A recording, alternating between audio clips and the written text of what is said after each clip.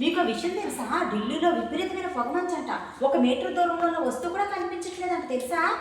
అదేంటి అంత పొగమంచు అటవీ ప్రాంతాల్లో ఉండాలి కానీ ఢిల్లీ లాంటి మహానగరంలో అంత ఫాగ్ ఏంటి? అది ఫాగ్ కాదు, స్మాగ్ అండి. స్మాగ్ అంటే ఏంటి భవాని? స్మోక్ ప్లస్ ఫాగ్ కలిపి స్మాగ్ అంటాం. మీకు అర్థమయ్యేటట్టు చెప్తాను, వినండి.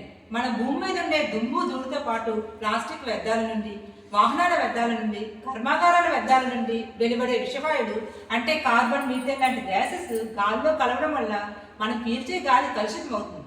అదే మనం ఇప్పుడు ఢిల్లీలో చూస్తున్నాం. అమ్మో, అయితే మనం గాలిని చాలా జాగ్రత్తగా ఉంచుకోవాలండి. పొల్యూట్ అవ్వకుండా చాలా ప్యూర్గా ఉంచుకోవాలి. గాలి మాత్రమే కాదు అంతగారు, మన నగరీకరణ కోసం, స్వలాభాల కోసం చెట్లను, అడవులను నాశనం చేస్తున్నాం. దీనివల్ల వర్షపాతం తగ్గి భూగర్భ జలాలు తగ్గిపోతున్నాయి.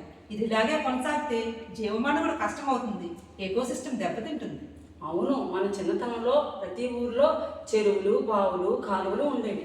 ప్రతి ఊరి చుట్టూ పచ్చని చెట్లు, పంట పొలాలతో ఎంతో సుందరంగా ఉండేది.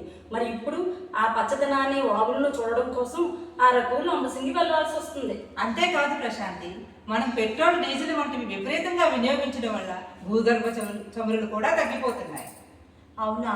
పెట్రోలు, డీజిల్, కోలు ఇవేమీ వాడకుండా వాహనాలను ఎలా నడపాలి, కర్మాగారాలు ఎలా రన్ చేయాలి? నా దేవుడే మనల్ని కాపాడాలి. భయపడకండి అనిత గారు.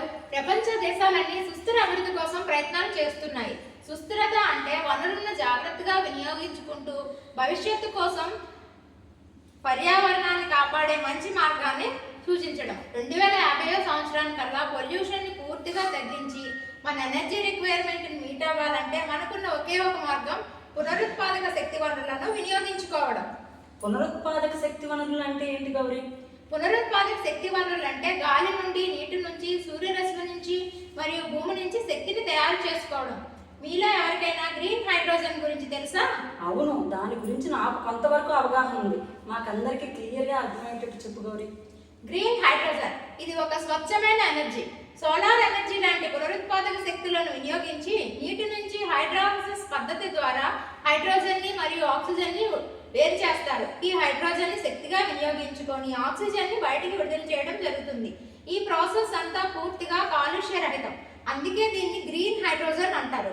భారత్ ప్రభుత్వం గ్రీన్ హైడ్రోజన్ మిషన్ కోసం 22,000 కోట్ల డబ్బును ఖర్చు పెడుతుంది.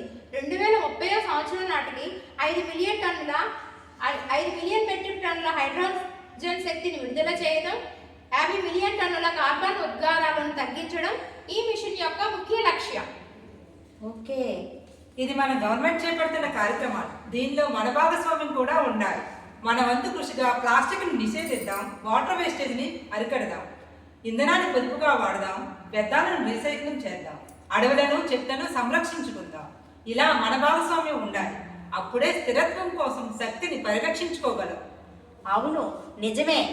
సహజ వనరులను బాధ్యతాయుతంగా ఉపయోగిద్దాం, పునరుత్పాదక శక్తులను ప్రోత్సహిద్దాం.